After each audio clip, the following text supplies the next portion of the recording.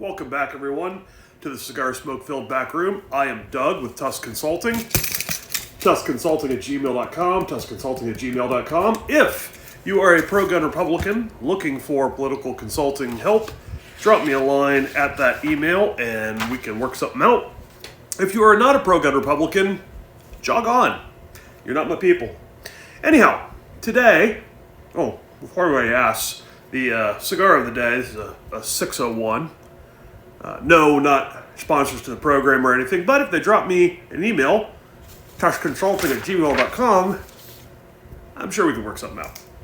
Anyhow, the ongoing series of videos about politics that topics of politics are not discussed enough or not discussed honestly enough, we're going to talk about outsiders. Now, being an outsider is rather popular at the moment. Being perceived as an outsider, rather popular at the moment. We're going to dive into what is an outsider, what is an insider, how do you get to be one or the other, what does it correlate to in terms of ability to campaign, ability to govern, all that kind of stuff, and how it relates to being a politician, because they're not the same thing. So, let's get into this. Outsiders are popular partially and have been throughout American history because America loves an underdog. If you think about it, our nation's founding was essentially an underdog story, right? A bunch of bumpkins on a faraway continent rebelling against the greatest military power of the time. It shouldn't have been able to work, but it did for a lot of reasons beyond the scope of this conversation. So we kind of like an underdog here in America, right? But just because you are an outsider, you call yourself an outsider, does not mean you ain't a politician, because if you are running for office, news for you, you are a politician. Now, I'm sure that ruffled a whole bunch of feathers, and I don't care. By definition, if you're running for office, you're a politician. Full stop. End of conversation. Toodles. Now, you may say, well, I'm not like the other politicians. Okay, fine, we can talk about that, right? You may be different. You may be an odd duck. You may have a fresh approach, new ideas, whatever. But you are a politician. Get used to it. A lot of times, people adopt the label of being an outsider, whether they are or they are not, because they want to imply a purity or a lack of corruption. And here, this is kind of playing into the stereotype, the trope that, all politicians, of which you're one now, by the way, as soon as you file to run for office, you're a politician, but that all politicians are corrupt, right? And look, whether or not that's true, look, we're all human. Every politician's human. Insider, outsider, don't matter, still human. Humans are able to be corrupted. Some resist it a little longer than others. Some deal with temptation better than others, but we're all vulnerable to corruption. The question is, how easily you go off the deep end, how long it takes before you get corrupted, and whether or not you have any balancing influences in your lives to check those impulses and pull you back from the brink of the abyss. So, additionally, just because you have not been involved in electoral politics before doesn't mean that you are pure as the wind-driven snow, nor does it mean that there's no corruption that you might be associated with. There are bad people in lots of lines of work, okay? Right now in American society, we kind of view politicians, fairly negatively. But what about used car salesmen? What about, ambulance-chasing lawyers? We don't view those real nice either, right? So, just because you have not previously pursued elected office doesn't mean that you're not somebody that America thinks poorly of or thinks badly of, thinks that you may have some kind of scandal associated with you. Anyhow, let's define what an outsider is. For most people view somebody as an outsider or claim someone to be an outsider if they are a brand spanking new candidate, okay? Now, this could be brand new total, like they've never run for office before in their life, right? Donald Trump, for instance, or Ross Perot back in, 92. Never run for office before. Right now he's running for president against Bush and Clinton. Okay. Kind of come out of the blue, lightning bolt from the heavens. Who's this guy, right? That happens sometimes. But it could also be you're claiming to be an outsider because you're not at the level of elected office you're trying to reach. So if you're currently a state rep or whatever, and you're running for Congress, so state level, federal level, you could say, hey, I'm not part of the D.C. swamp, right? I mean, part of the Columbus swamp, maybe, or whatever your state capital is. I'm from Ohio, so our state capital is Ohio, so maybe you're part of the Columbus swamp, but you're not part of the D.C. swamp, right? And before anybody gets all bent out of shape, I'm just working with the stereotypes as they are viewed about things. And for the record, the swamp doesn't dwell in D.C. or in Columbus. It dwells in the hearts of men. That is where corruption happens. It's not in any particular geographic location. But let's sail past that. So if you're a state rep and you're running for congressman, you could say, hey, I'm not part of that D.C. corrupt swamp garbage. You send me there, I'll clean it up, or, whatever, right? So you could still be considered an outsider, maybe, even if you've never been at that level of office, but you've been in elected office before. But a lot of times, outsiders, somebody's a brand new candidate, or at a minimum, even if they've never run before, maybe they've never won before. So perhaps they've run for office, but they haven't won anything. That's more likely to be successfully sold to the public as this person is an outsider. Now, there are pluses and minuses to brand new candidates. I mean, brand new, never run for office before. Or never held office before, anyway. One is it's relatively hard to tie that candidate to any current corruption scandal that may be floating around. And there's always something floating around, right? Maybe there's nothing going on publicly, but maybe something comes out later, right? It's hard to tie somebody that's never been in elected office to a public corruption scandal. That is an advantage. It's one of the big advantages of being an outsider. Another plus, and this one may surprise you, is that you have no track record, no public track record that people can check against what you're saying today. So you've never run for office before. Now, you may have, depending on if you've been a prominent pillar of the community, a very public person, maybe a successful business person, perhaps a minister, what have you, right? It's possible that you've dealt with the public. You've spoken to reporters. Maybe it's a news reporter, maybe a sports reporter, maybe you're a coach, right? Of a local high school team, whatever. So perhaps you do have some quotes out there floating around in the media-verse. But talk is talk, actions are actions. Twain don't necessarily meet. So what happens when you now run for office? Well, people can go back and dig up your quotes, if you have any out there in the media-verse, and they can compare what you said back then to what you said now. But that's not that airtight as to locking something down as this guy is changing his tune for selfish, self-serving political reasons. It's much easier when you have an incumbent who is running to retain his office, or somebody that's been in other elected office in the past, to say, hey, 4 years ago, this guy, there was a vote on the gun issue, and he voted badly. But now that he's trying to move up from, state rep to, say, congressman, now all of a sudden he's telling you he's really good on guns. But we have votes back here to prove that when push came to shove, he voted wrong, right? And you can nail him on that. You can absolutely tie him on that. A brand new candidate doesn't have that. They don't have a record of votes in a legislature or as a board of county commissioners or whatever, right? That doesn't exist for them. So it's very hard to tie them down to previous positions. Again, perhaps they have some public comments, and those, people will try to, hold you to account if what you're saying today is different from what you said yesterday, but there are ways to slip slide around that. And what are the minuses of being an outsider? Because believe it or not, there are some. Biggie should be fairly obvious. They have no experience. And they have no experience on two factors. One, campaigning. Especially if they've run before and lost, well, you hope they learned the lessons of losing, right? What not to do. But regardless, if they've never run before or they run before and lost, what they don't know how to do? They don't know how to win. And that's troubling. A candidate that doesn't know how to win, you got problems, right? They don't know what they don't know.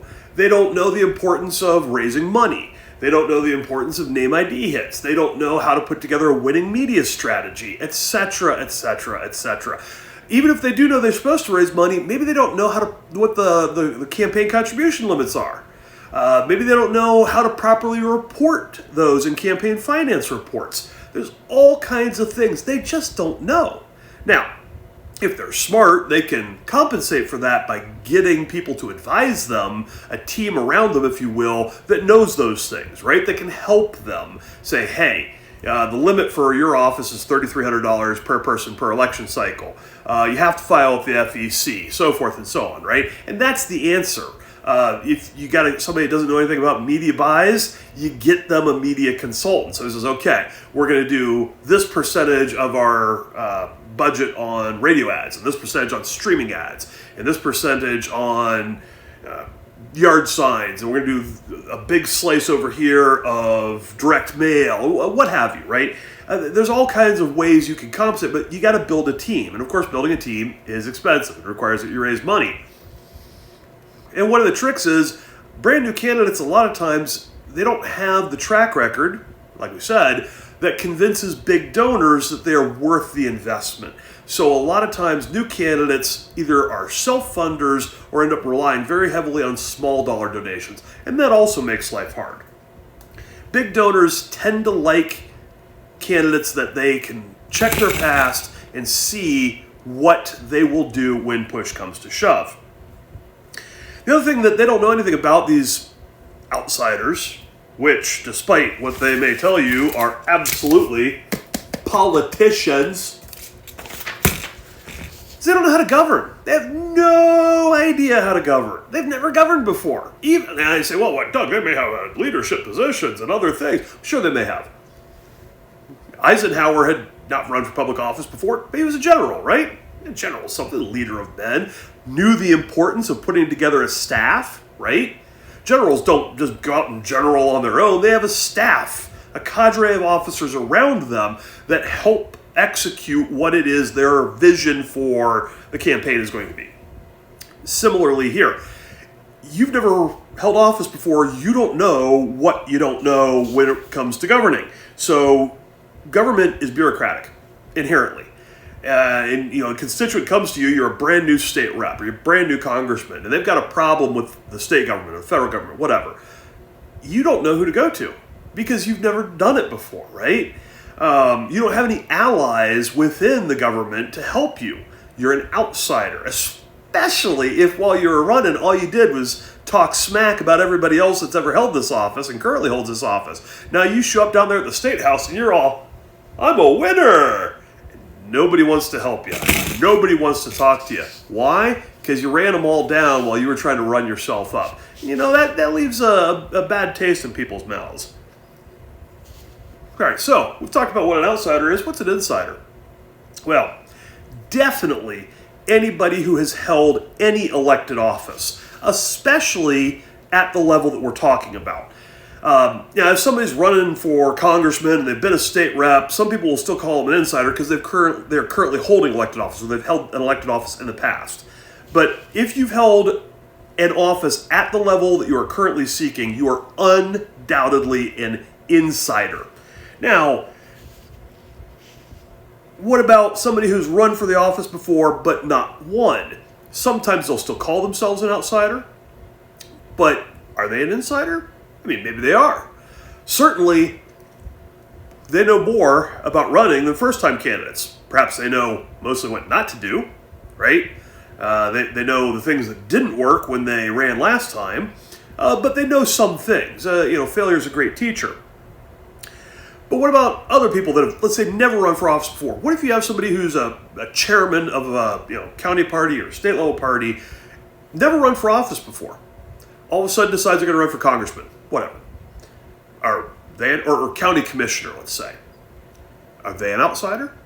It's tough to call them an outsider just because they haven't held elected office before when they are the chair of the party, of a major political party. That's an insider, bro. This is how it is, right? If you are a functional part of a political party, Not just, I identify as a Republican or whatever. No. If you are part of the central committee at your county party, your executive committee, or you're on the state central committee for your political party, whatever, you are an insider. Whether you wish to be or not, you are. Okay? And so if you run for office, even if you've never run for office before, but you've been, on your central committee for 10 years, bro, you're an insider. And definitely, again, whether you care to admit it or not, you are a politician. That's just facts. You're running for office, you're a politician. Full stop. What about big donors, though? Let's say you never run for office before. You're not a party hack. You're not a chairman or, treasurer of a party or secretary of the party, whatever, right? You're not on your county party central committee, whatever. You're just somebody, you identify as a pro-gun Republican. Good start. But let's say you're a big donor.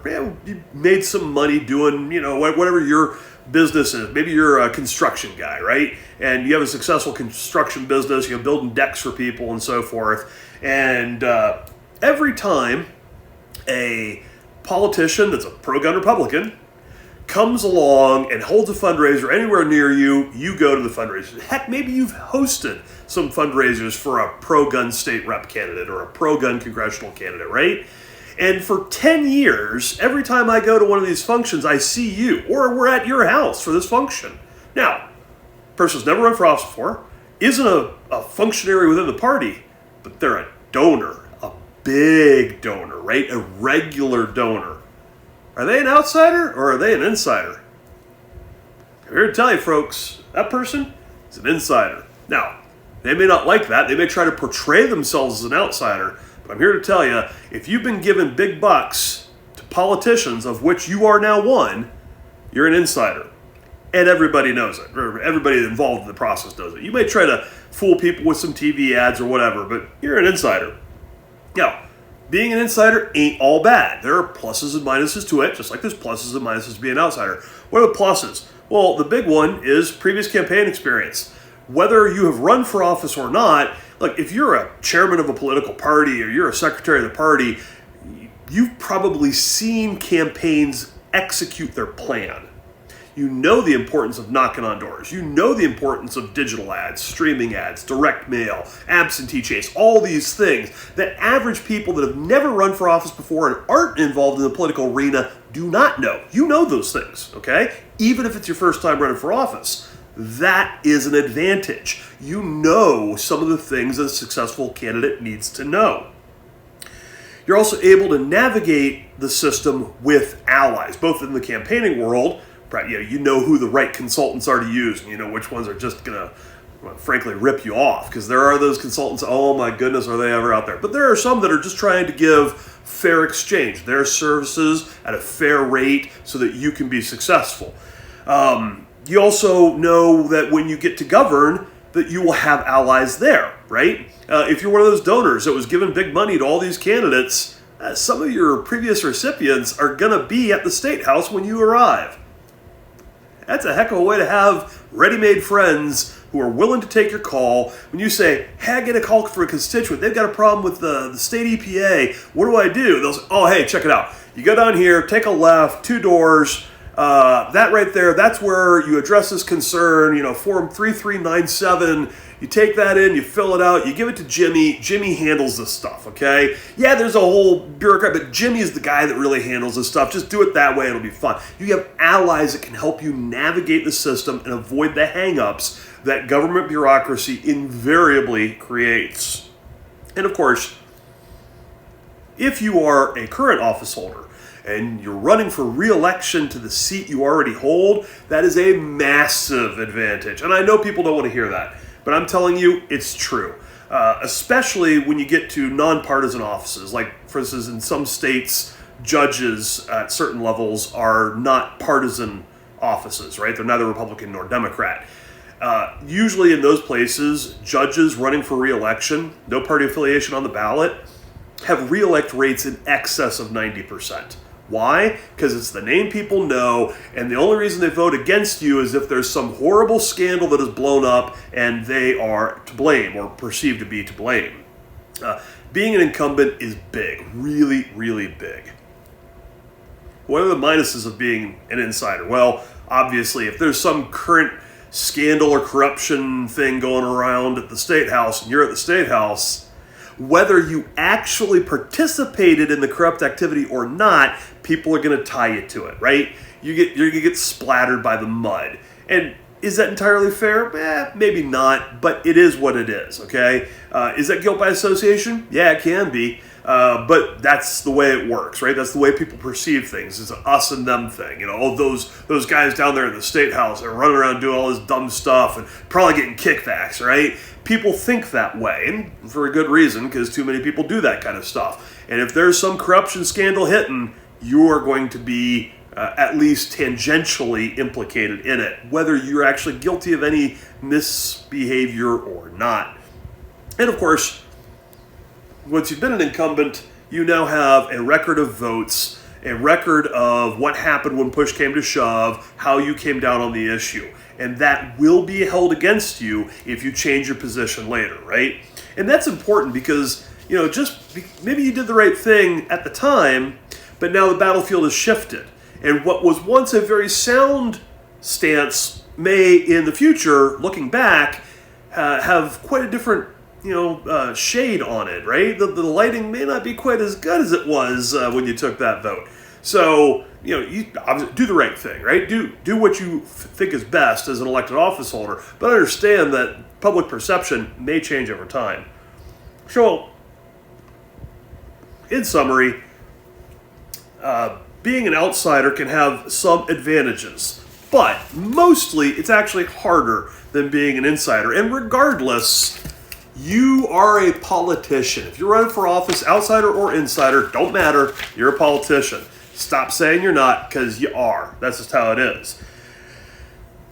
If you surround yourself with a good team, it is possible to win, but you need a good team, okay? It's absolutely critical, especially if you're an outsider that has never run for office before, doesn't know anything about running for office. You better get a good team. If you don't get a good team together, you're going to fail spectacularly and embarrass yourself in the process.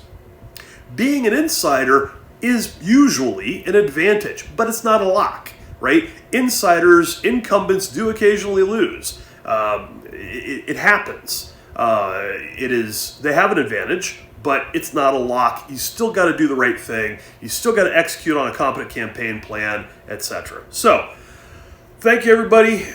This was Doug with Tusk Consulting. TuskConsulting@gmail.com, TuskConsulting@gmail.com, and we will see you in the next one.